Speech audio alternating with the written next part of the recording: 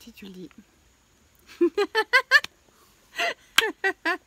Tu démarres toujours au moment improbable quand je suis pas prête, j'adore. Ouais, c'est ça. Tu fais exprès en fait. Bah oui. Oh, ça y est. Bon, Citation de Dolly Parton. c'est une canaille. Non, ça C'est c'est une- pas la citation, mais c'est lui. De la façon dont je le vois, Si tu veux voir l'arc-en-ciel, il faut supporter la pluie. de la façon dont je le vois, si tu veux supporter l'arc-en-ciel, Non, si tu veux voir l'arc-en-ciel. si tu veux voir l'arc-en-ciel, il faut supporter la pluie. Je suis fatigué, on a pris un bus de nuit, on est parti hier à 11h. On est parti hier à 23h de Bacalar et aujourd'hui on est à Palenque. Ah là là, ouais. On est arrivé au petit matin et je peux vous dire que j'ai supporté la pluie pour voir l'arc-en-ciel. Ce bus, terrible. On est censé voyager dans des bus avec un certain confort. J'avais des attentes concernant ce bus, en particulier des attentes concernant l'utilisation de mes appareils électroniques. Parce que dans tous les bus précédents que nous avons pris de la même compagnie, il était possible en fait pour moi de connecter en fait mes appareils à des prises à l'intérieur du bus pour les recharger. Et ces 2 derniers jours, j'ai beaucoup galéré en fait pour vous poster ces vidéos parce que les réseaux Wi-Fi ici au Mexique sont souvent de très mauvaise qualité, donc c'est compliqué. Je jongle entre plusieurs téléphones, j'ai eu des problèmes de batterie, bref. Et donc je vois le bus arriver, je me dis oulala, c'est quoi ce bus? Puis je monte dans le bus et je vois immédiatement, je mesure 2 mètres. Et je vois immédiatement en fait que l'espace que je vais avoir pour mes jambes va être beaucoup moins agréable que dans les bus précédents. Donc je me sens contrarié, je suis pas bien, il pleut là. À ce moment-là, il pleut dans ma vie, il pleut dans mon corps, il pleut dans mon cœur, il pleut dans mon âme. Dans tes yeux, Je suis au tout. bout de ma life. Au bout de ma life, Ouais. tous mes plans viennent de tomber à l'eau. Ça se voit en plus, hein. Je vous le dis, hein. Mes plans viennent de tomber à l'eau, je suis contrarié, je suis fâché. Vraiment, je me sens fâché, vraiment. Parce que ça ne correspond pas à la prestation que je pensais avoir payée. Mais bon, ça fait partie des aléas du voyage, comme dit souvent Jacqueline. C'est ça. Mais voilà, quand je paye une prestation, en bon occidental que je suis, je m'attends à avoir le service qui correspond. Et là, je dis rapidement à Jacqueline, voilà, je me sens contrarié, et laisse-moi vivre ma contrariété. Ah ouais. Et puis voilà, ça a duré un moment. Et puis 15 minutes, 20 minutes, avant que je sente que la vague de contrariété redescende.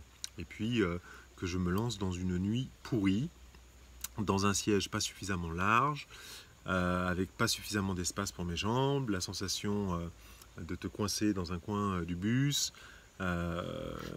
Bref, tout pas bien. En plus, les WC du bus ne fonctionnaient pas.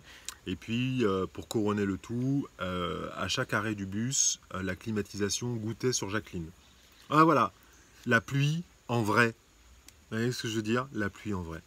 Et puis ce matin, arrivé sur le site des ruines de Palenque, petit passage à travers de la jungle, et waouh, l'arc-en-ciel.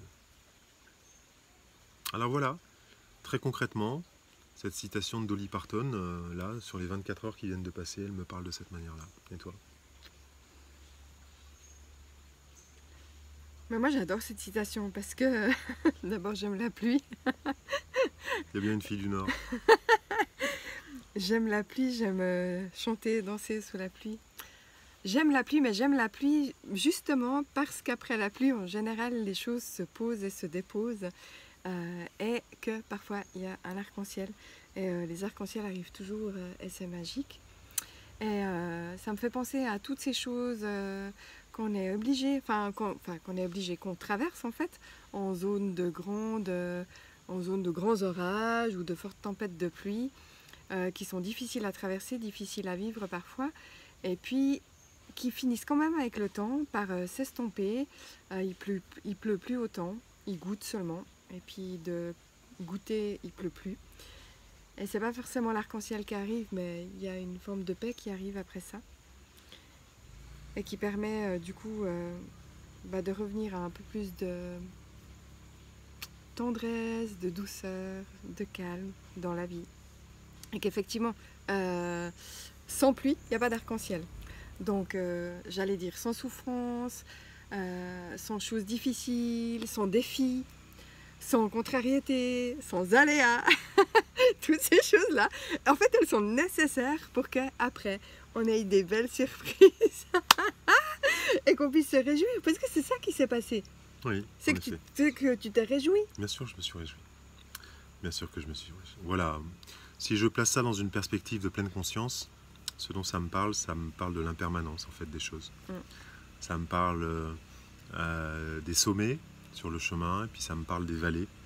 Ça me parle des moments où il y a de la joie et des moments où il y a de la tristesse. Ça me parle de la lumière et de l'ombre. Ça me parle du fait que rien ne dure et tout passe.